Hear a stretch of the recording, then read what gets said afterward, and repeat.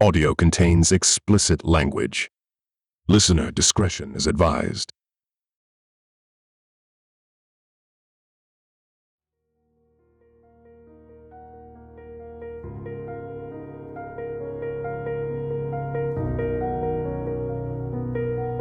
Previously, on Hope in the Ashes.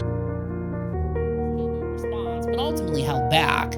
I literally got up earlier just a couple days prior. But I can't help but mull over the idea of whether she gets some kind of rush from digging into the fact I'm not where she is, or if she genuinely thinks this is all valid silliness. After I make my iced coffee, I grab a couple brownies from the stove and head back up to my room. Painfully obvious. Each day, just because we can leave it on doesn't mean we should. Like, is this what our world has come to? We can't even turn the heat off if we don't want it on. We have to leave it on, then bitch at whoever questions why the obvious hasn't happened. I ended up turning it off myself. But it's yet another example of why I sometimes feel my sanity is torn an artificial intelligence bot like ChatGPT giving. I just couldn't take the lack of respect and couldn't remain silent, especially when the problem was focused on someone else in the league I greatly respected. Long story short, my personal vendetta with Kyle and Jerry briefly spilled out in front of all other members of the league, which led to my permanent banishment. I was firm in not revealing my inner self to Jim. He would ask me a question, I would shut down. However, after a few minutes, I began to see Jim in a very different light. After a decade of work with me, he helped me not only get through so many futile situations I got myself into, but he also helped shape me into a much better person than I would have been without him. Jim was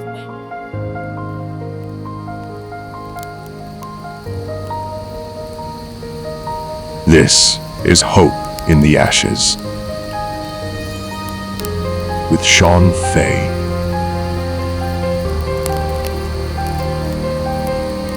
Chapter 6. Maniacal Groundhog Day.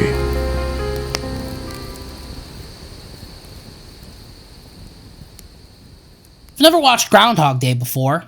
Someday soon I'll get around to it, but I do know the premise of the movie is the same day repeating over and over again. What breaks the cycle is when the protagonist, Bill Murray's character, finally lives that day to the best of his ability, fulfilling every situation as positively as he can. Until then, the day monotonously repeats. Really, it's where I lie now. Each day is the exact same event as the last. I wake up, have a morning beverage, ponder what to do with the day, take a shower, get dressed, make something to eat, do what I plan to do for the day if I plan anything, and then it's bedtime. Could I find something more legitimate to do outside of my coffin? Sure. But that doesn't happen often. Plus, you need some kind of money to do things, which I don't have. I get my aid money from the state, and I should be lucky I even have it.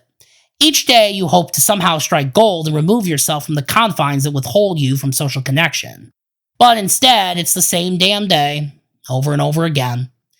I guess it could be far worse. Some don't even bathe or even get out of bed.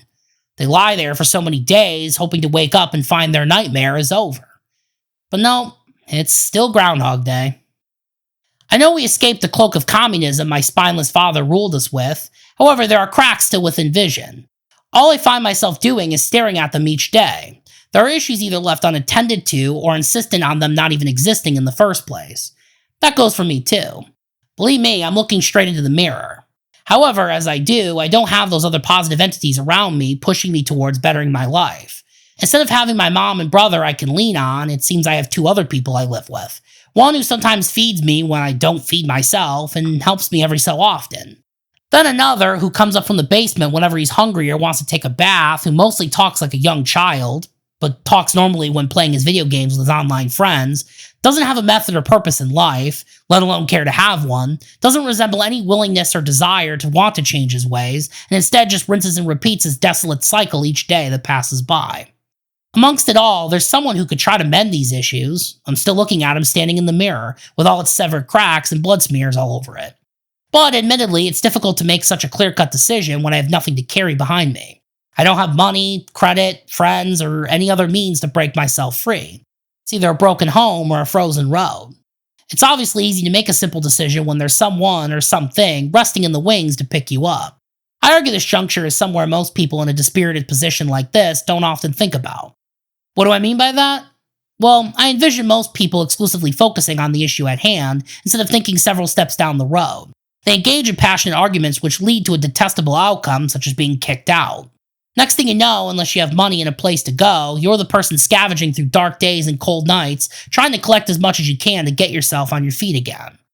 I guess in reality, it's a choice some make if they feel it's necessary. That's who I realize I am. For better or worse, I'm thinking about the future several steps ahead rather than focusing on the present. I know my future shouldn't be spent salvaging whatever life I can to survive. Poverty is one thing to deal with, but having no roof over your head is something no person on this planet should have to experience if given the choice. I feel that should go without saying. But think about it too. How selfish would it be for me to up and abandon my not-so-perfect family for a concrete jungle? It's not like we're talking about a hardcore drug or alcohol addiction here, so how worse would it really need to get to justify packing my things and bailing? Those are reasons why leaving were never a consideration for me and why it should never be a consideration for yourself, unless the circumstances are truly too much to bear any longer. During Groundhog Day, I still hear my father's voice shouting at me. Fucking weak, freeloading piece of shit. You can't just get the fucking clue? I gave you everything you needed and you still can't figure it out. I fucking failed as a father. All you had to do was listen to me, but you had to do it your fucking way. This was a long time coming. Just as a reminder, everything you have is provided by me. You're going to learn a valuable lesson in humanity. In it, I hear the one-liners he would always dish to me. Those scars still reveal the pain ingrained so far down, even where there is seemingly nothing that can be done to release it. Those scars still reveal the pain ingrained so far down, even when there is seemingly nothing that can be done to release it. I become so exceedingly over it and desperately wish to move on, yet it still remains here. Sometimes I worry it will remain forever. Instead of living my best life at 26 years old, I'm fighting to keep myself from rotting alive from the nonsensical absurdity he drug us through. I realize in that voice lies projection. I know I'm not a fucking weak freeloading piece of shit. He's the one looking for the free ride since he vehemently thinks he's the real victim. I'm not the only one who's going to learn a valuable lesson in humanity. In reality, he's doing exactly that alongside myself. One of the hardest parts of my scandalous bearing is feeling I'm defying my core beliefs. After escaping my father's rule, I now realize how important freedom is. Before, it seemed like a quick talking point in social studies class. Sure, we live in a free country. Cool, whatever. But it's not quite whatever. I now greatly understand we live in a country that still has rooted faith-centric standards which aim to prevent us from falling into a corrupt, self-centered scheme. These United States of America are the only union on our planet to have established a founding document which renders its power beholden to our Almighty God. This nation has a right, first and foremost, which allows me to compose this literature right now. We have a second right, which retains an ability to arm ourselves for protection, whether it be from an erroneous intruder or a tyrannical government. There is even a right, eighthly, which grants that potential intruder the right to a speedy and public trial by an impartial jury. These, among many others, make the guild I live in unlike any other, a divine nation. However, I see its main core being ravaged before our very eyes. Illegal immigrants are being let in scot-free, while some are merely hopping onto welfare and obtaining possessions so many of us legal citizens struggle to obtain ourselves. Others are killing the innocent, slaughtering animals, and practically rummaging through our land as if it's their own. Along with that, so many deadly drugs come pouring in which end so many young lives so early. Money is being manufactured hot off the presses to fund mistakes made by filthy bureaucrats who really look to fund themselves. Meanwhile, the cost of nearly everything for everyone else is climbing to unsurpassed levels. Above all, there are so many people within this country who stand with this administration which today solely desires for you to be the lazy pricks my father would bitch about. They push for biological men and women to play in their opposing gender sports. They wish to push for unequivocal rights for those who are lesbian, gay, bisexual, transgender, and any other genders they would like to squeeze in for that day. Let me be clear, the problem isn't lesbian or gay or even bisexual. It's mainly the other genders which defy basic high school biology. You got balls, you're a man. You don't, you're a woman. That's it. End of discussion. They even wish to push for a nation that declares any unborn fetus eligible for the killing floor, up to, including, and after birth. Just in a presidential term, we've gone from a prosperous nation living in the best economy of many Americans' lives, with no domestic or international wars to fight, to a communist regime which aims to lick their lips while they fund our destruction and watch us all suffer until the very end. Even though I've probably gone farther than I should have, part of me fears I am living within the antithesis of what I stand for. I feel I've fallen into this hateful group of people, relying on the welfare system to save me from my doom. I know fundamentally this is not the way, but what other way do I have? Sure, I could do as many well-rounded people do. I could pull my bootstraps up and get back into the workforce so I could truly fight for a better outcome for the life of myself and my current and future family. On the other hand, I know I've been thrashed through so many shitty places and scenarios, I've reached a point of believing there is no justifiable way to repeat the same action over and over again, expecting a different outcome. Especially with the societal climate we face currently. I only imagine management being nothing but controlling in the same way my father was. See, I find myself yearning for a way out instead of finding a solution to do it. I kick, cry, scream, beg, plead, wail, and lament to escape my ruins and blossom into not just an existence, but to live a quintessence I can share with others. That is something the radical left tends to be infatuated with doing. They focus on begging rather than acting. It's a virus plaguing their well-being as well as my father's, I argue. However, I digress. I was raised to never ask for help. If you wanted something, you had to work for it. I see that as objectively true, but when all avenues needed for that assistance-less life are stripped away, where else is there to go? Imagine being raised to believe help is for pussies who only want to quit and have others run their lives for them. Then, eventually, you're forced into being dependent on the almighty king while he bitches and screams at you for being such. But he acts as if it's okay, all while he shouts his belief to you as a reminder each time you ask for his help. I still believe you have to work hard to achieve the best in life. That won't ever escape me. However, what my family and I have gone through has shown me what it's like to be dependent on assistance to keep ourselves afloat. While I collect my emergency aid money from the state, awaiting the results of my disability application, I don't collect it proudly. Nevertheless, I am thankful I have something rather than nothing. Before, I had no fathomable concept of a situation where you needed to depend on your government to get through days, weeks, months, and even years of existence. Now I can say I do. Sadly, I'm sure there are some assemblage of people who continuously abuse the system under a false notion it will always be there to get you by. I wish we weren't as impoverished as we became after we gave that piece of shit the boo. But I've learned having some financial means to get by is most important, regardless of how you obtain it. I made the choice to see things from a different lens. I could have followed along the path I'd been on, regardless of what the outcome would have been. But I also made a conscious decision to trust my mom would help me get on the path I needed to be on. I know she went through our tragedy in her own way, just as my brother and I. However, I'm still left wondering if my trust in her was blind. It still vividly burns in me to this day, standing in the hallway while she laid on her bed, face down, doing work on her Chromebook. She offered me that deal to give up the car so she would find me a new one when she got the money to do so. But I knew it wouldn't mean new. It meant a car that didn't exist in the same state of disrepair as the past car, and also wouldn't smell of stale cigarettes or anything else nasty. No, I don't smoke, and I never will. While I wrestled with that accord for several minutes, I reached a pinnacle shift in personal doctrine. My continued ignorance against the belief things could get better would only drag me down and never lift me up. Instead of insisting I knew what the foregone outcome would be, i.e. failure, maybe I needed to allow fate to decide my path. Because even if the path I choose is indeed failure, that isn't the end. Plus, I was in a dying need for a car that was operable. Now was not a time to arbor any kind of selfishness. There could be a further path that leads me to where I want to be. Not all is lost all the time, unless you love living in constant doom. So, with that newly found conviction, I swallowed some pride and entered her agreement under the guise I would see a day where I would be free from the chains of inadequacy and breathe fresh new air. I would soon have a brand new-ish car, which would at least be in an operable state, and I could remain independent. Problem is, that day hasn't come. That is, if it will ever come. Arrogance wants me to stand firm on the notion she baited me into a broken promise, but common sense points me to the fact she never retained any prudent income to allow her to come to the right place where she could do it. Though I reside in the middle of the affair.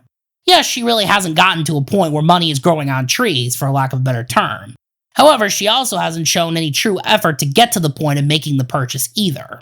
If I had to be brutally honest, she probably forgot about the deal altogether. Instead, I have a fairly massive bill on my plate for a car that was fucked up in the first place and nothing to show for it. Amongst the internal battles I fight after the dissolvement of my dysfunctional family, I come to two penultimate conflicts. While I stand back and view what I've gone through throughout my personal evolution, I see what I've experienced as one filled with great melancholy. I've only surpassed a quarter of a century, I can't imagine what the rest of it would look like. One fear, which has become so ingrained in me, stems from a term I've now become familiar with, amongst the others which are both so gravely overused and misused. While terms like narcissism and PTSD come to be something we fully understood after my father left, there is a third which came into our lives in the scariest ways. We had no clue of it until the aftermath. We realized my father would continuously say things to us which he would only retract later as if it was a funny little game he would play. Gaslighting. One prime example was how he told my mom before my brother was born she didn't have to worry about working a job. All she had to focus on was my brother and I, and he would take care of the rest of us for the foreseeable future. However, over said foreseeable future, he would constantly scoff at how my mom would never work a job in any social setting they were in. Then, at the very end of the marriage, she was shamed for never working a job throughout the course of their marriage. Just imagine being told to not work, be belittled for not doing so at the same time, all while laughing it off thinking it was all just a silly joke. Yeah, it was never a frivolous joke. His fucking ass knew it was part of the meticulous shit show he conducted. I bring up gaslighting because it's one of the very things I gravely fear. Knowing I'm still in a position where I am nowhere near sound, my father's repulsive and evil behavior lies ingrained within so many around us. Between the relationships I tried to foster throughout my school years to discerning the downfall of my parents' marriage and my family, I realize I predominantly fear all I felt and experienced being nonchalantly discredited. I know myself what I endured, but to know some could take all you withstood, sanction it off, and replace it with whatever aligns with their personal agenda is what always renders me clenching my chest tightly. What I went through should be acknowledged just as it is, a spiritual campaign of bloodshed leading towards the forward ascension from my damaged self. Throughout my younger years, I knew I held the same wishes and desires my peers did. How I chose to act upon those wishes and desires was where I lacked. In some ways, it wasn't at all the best. Nevertheless, I condemn and remain remorseful of those behaviors which caused great harm, maybe even trauma. Sadly, cancel culture is a thing. No one ever wishes to be canceled, as I sure as hell don't, especially if I'm able to view mistakes I've made in the past as such and denounce them. The other battle raging inside of me is how effortless it can be to not only discredit what you've endured, but also dismiss it all by reason of insanity. It may not be difficult to claim myself, or my mom, brother, father, or even all of us out as being out of our minds. Nevertheless, being persecuted for simply having an emotion for someone or something without wishing to commit an evil act isn't grounds for annihilation. Yes, rape, incest, murder, child molesters, and child predators all exist within the guise of evil. But what would ever make affection for another, whether trivial or considerable, an impetus for hysteria? Some may see all the vast sentences I uttered alone as derangement. Yeah, my autism flexes its muscles sometimes, but really it's not only part of who I am, it's also something I now see as separating myself from the rest. It's like the late Robin Williams articulated in the classic film Good Will Hunting. My wife's been dead 2 years, Will, and when I think about her, those are the things I think about most. Little idiosyncrasies that only I knew about. Those made her my wife.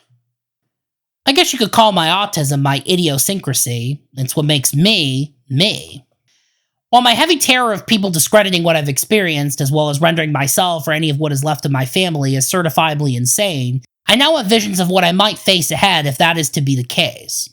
After my aberrant father left and how he treated us, I experienced such a degree of fear and anxiety I never experienced before. I lightly knew what things like anxiety were, but never to the degree I withstood for the last year and a half.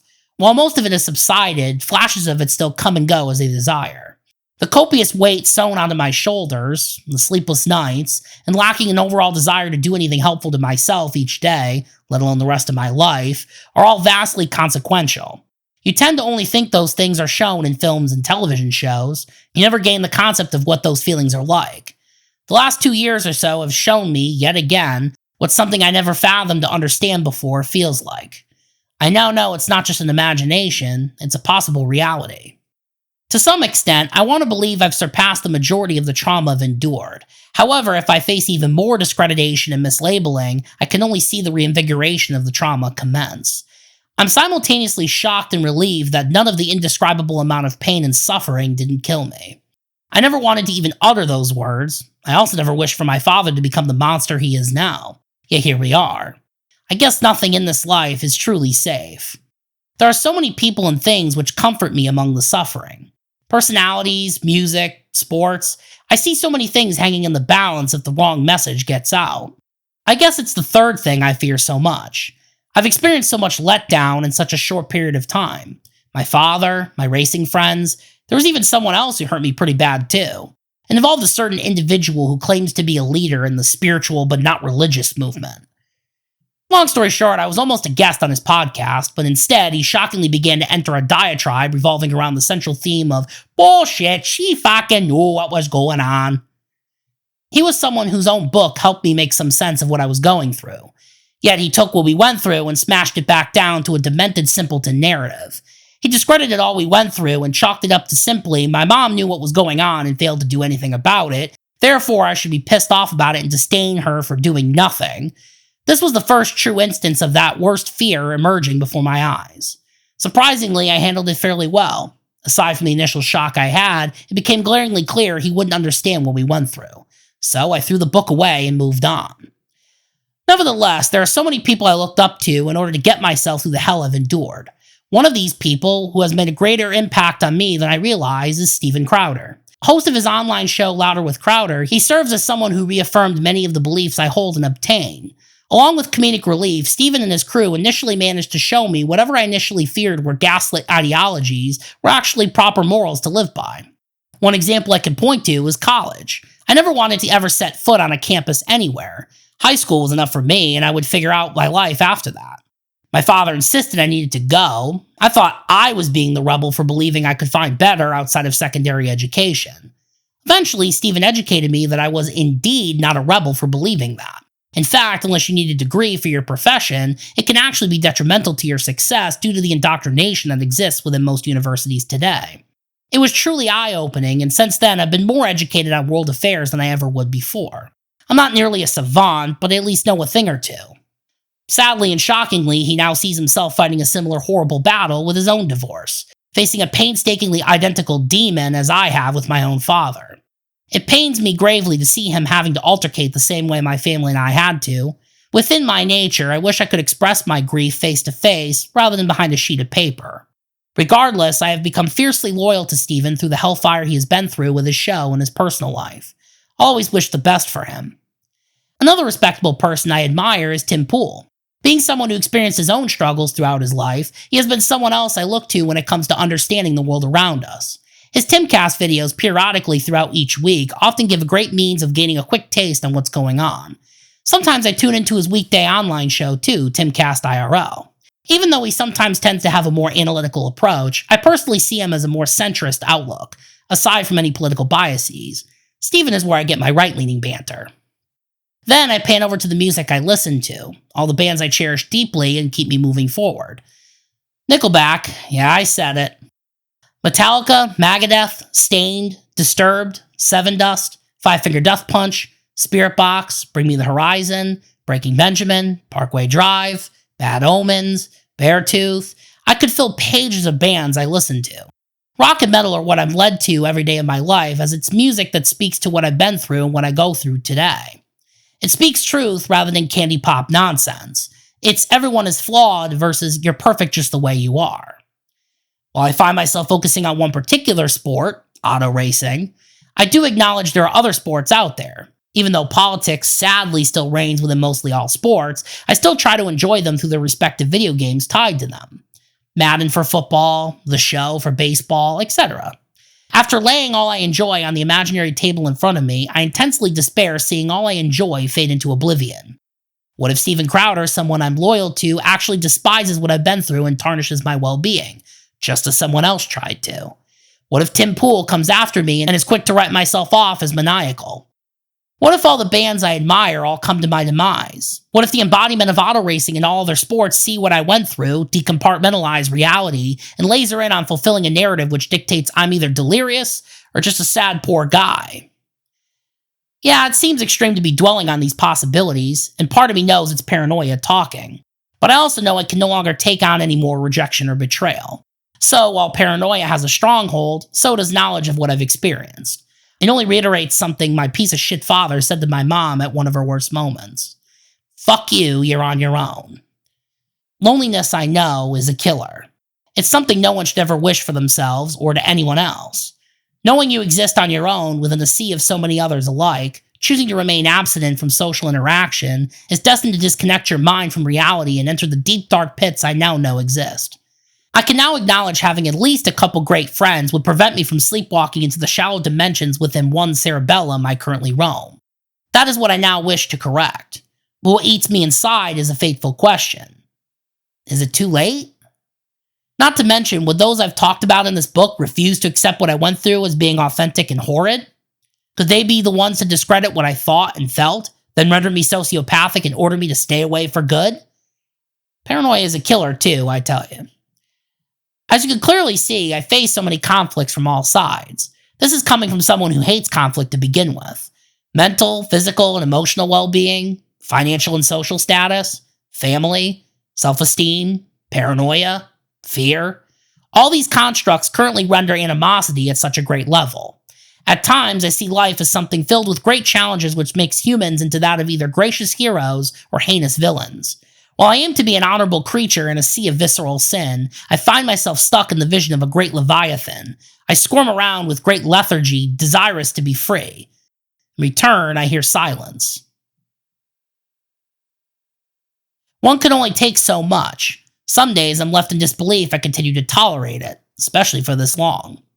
I know why I do it though. I do it because regardless of where I was and am currently, I now know the importance of looking up rather than down. I know one day things will get better. My problem is when. Faith was something else I began to learn after my piece of shit father left. I now know there is at least one person, God himself, who never aims to let you down. I know I don't happen to be sitting in church every Sunday, but I know he is still looking down on the life I live, doing whatever he can each day. I may not have his grace today, but it will come within a time he determines is just.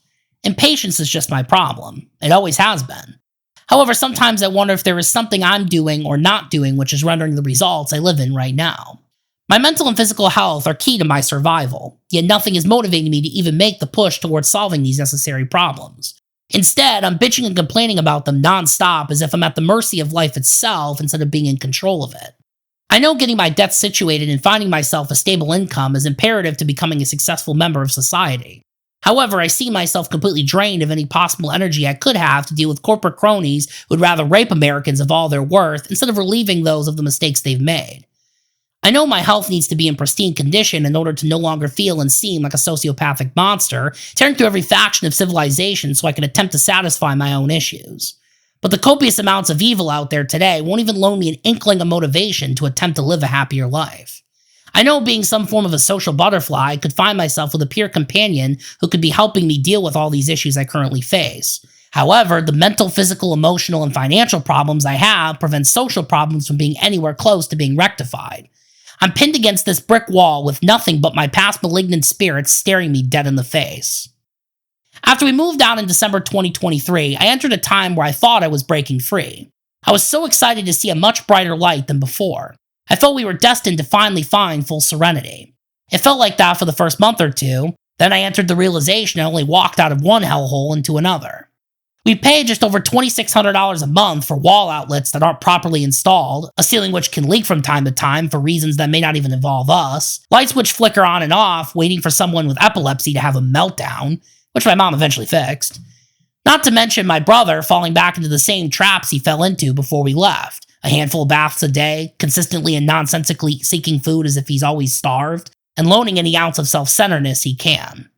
I'm tired of failure. I'm tired of ignorance. I'm tired of defending myself from every angle. I'm tired of explaining everything I say and do. I'm tired of begging on my hands and knees for a chance to redeem myself. I'm tired of stress. I'm tired of aching. I'm tired of withholding myself for fear of what I may see as inevitable. I'm tired of constant envy of those who haven't struggled as I have. I'm tired of waiting. I'm tired of hurting. I'm tired. From sporadic struggles to come up with coherent sentences, to stutters and slurring of words from the battle fatigue, and desires coming and leaving as they please, just as my motivations to follow them do.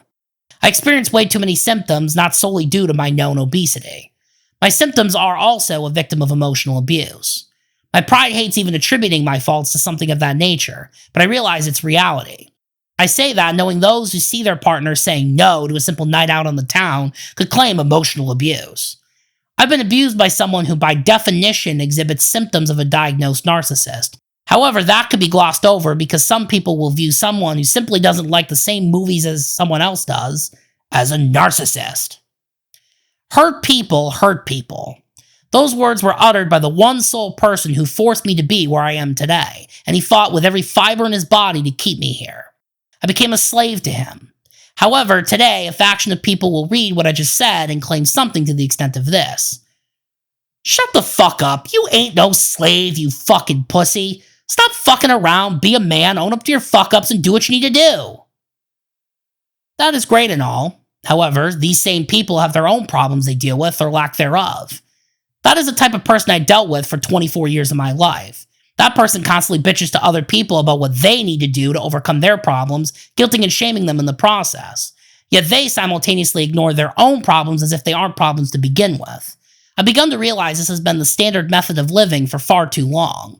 It's why I've been left feeling as weak as I do now. You feel like you're fighting a constant uphill battle. Either continue to fight for the greater good, or welcome yourself back to the pit of evil. I know my thoughts are so scattered at times, yet I still remain loyal to the new mission I'm set out to accomplish. I face grave combat each day that ticks by. I fight to get to the day I finally see the bright gleaming light, even if on the surface it seems like I literally do nothing. I wish to see a day where I can look back at where I was and where I am now with vast relief.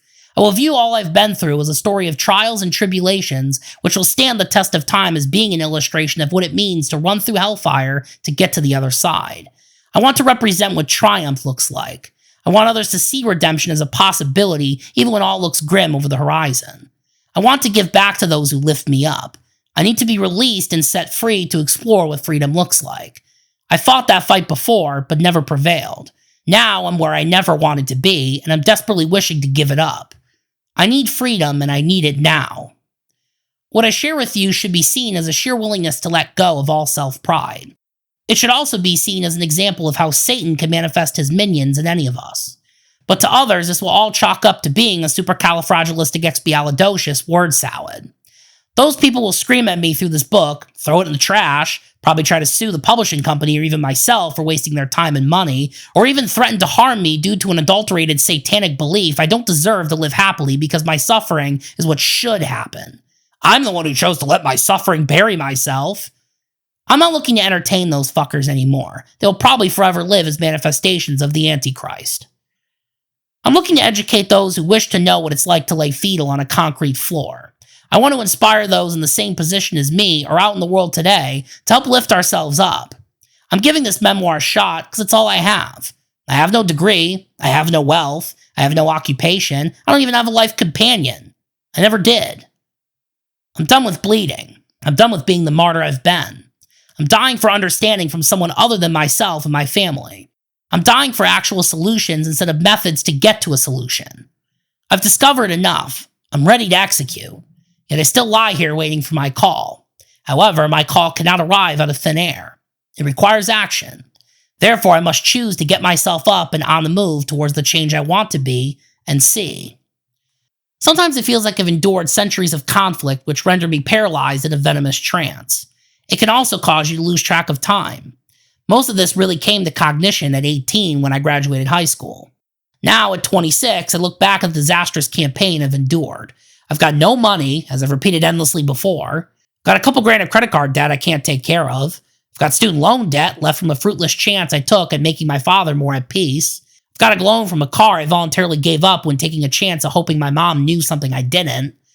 I'm stuck at home with her and my brother, who sway too far between sense and nonsense. I can't bear it anymore. I'm facing health issues which can only compound with age. I'm 5'5", almost 300 pounds, and have a horrid stench from my rectum and anus. Jock itch. That, along with sleep apnea, constant acid reflux, constant hiccuping, sciatic nerves that cause discomfort when sitting and also cause my upper legs to fall numb when pinched for too long, constant gas blasting from out of me, and so much more. I also encounter all sorts of anxiety-related symptoms which not only stem from the obvious trauma I've experienced, but really stems back to my again obvious being overweight. I face so many social hindrances most have the luxury of not dealing with. I have no friends. I have no other half beside me to guide me through the unstable landscape of life we live in. I attach myself to so many people I have no stake with on the surface. I desperately wander through the muck of past affairs in order to retrieve what should have been, but may never be. That same desperation drags you towards the luscious vices so many commit. Infatuation, greed, envy, gluttony, ignorance. I keep crying out every day to no longer be alone in this world. I keep crying out to have someone by my side who I can love and appreciate while lifting myself above this tragedy. I keep crying out to no longer be dealing with all these health issues I exhibit and lose weight. I keep crying for my father to stop tormenting us as he has for decades, while he points at us as tormenting him. I keep crying for my brother to finally find his way and try to better himself once and for all. I keep crying out, every day, to no longer be in the place I'm in today. Yet what am I doing to resolve any of this? I have so many thoughts and ideas on what needs to change in order to see myself and society achieve ultimate success today. But even though I got myself off the floor, I'm standing in the fucking mirror and still haven't done anything. I've learned one thing, though. For as much as I cry and scream, change comes when the timing is right. I compose this literature knowing I've exposed myself to so much pain, turmoil, grief, and depression which will only be repaired by actions. The longer I bitch and complain about it, the longer it will prevail. I can't live like this any longer. Now I must change. There's no more later. There is so much I wish to accomplish with my life. I want so desperately to be out of this political asylum and obtain the American dream as it was originally intended to be. Not only do I wish to develop a family I could be proud of and be someone they could be proud of in return, I wish to help others carve a similar path out of refuge. I never wished for perilous gold. I'm more than content with a modest life for myself. Nevertheless, I hope to look back at this record low in hindsight, vowing to never thrust myself or anyone else back onto the wretched floor. Some may think this new path might not be as seasoned as it should be, but above all, I'll know it'll be paved with the best of intentions. I suffered, and now my suffering must cease. Again, I'm almost 300 pounds. I have several health-related issues as well as realized trauma, which hold me back from doing what I wish to do with my life. I find myself struggling to sleep when I should be well rested. I find myself dealing with silly teenage problems like laundry and doing dishes instead of my teenage brother who literally does nothing. I have no car. I have no money. I have very little sanity left dealing without a car, money, and any sense of freedom and separation from the hell I've endured. Some days I struggle to find a desire to do anything, let alone the basic necessities of life, very well knowing I have the capabilities of managing myself on my own while learning along the way. I know there is a chaotic path ahead of me. However, I also know I can be independent. I'm grown tired of yelling to the clouds like many senile elders do, endlessly hoping I will come to a day where things magically get better. Some days I even wonder if I will ever come to live a time in my life where I'm not stressing about money, having a car to get me from point A to point B, having a roof over my head, someone who will be by my side every step of the way, and loves me till death do us part. I wonder if I'll ever have those children I wish to have, who love me as much as my wife does, and wish to better the world just as I do. I wonder if my mom and brother will come to a sound mind and love me as much as I want to love them back. I wonder if I will accumulate a fruitful collection of accomplished achievements. I wonder if I will ever feel lighter, physically, mentally, and emotionally. Finally, I wonder if I will finally absorb a new lifestyle, adding up to being what bliss and serenity are and what it means to be a child in the kingdom of God. While I know there is a real possibility of never facing any of this life-altering matter, I now know I hold a newly fostered faith His grace will come when the time is right. So here I am, writing this book, desperately hoping you understand what my family and I have gone through, rather than painting us out to be psychotic monsters, just as my piece of shit father has become.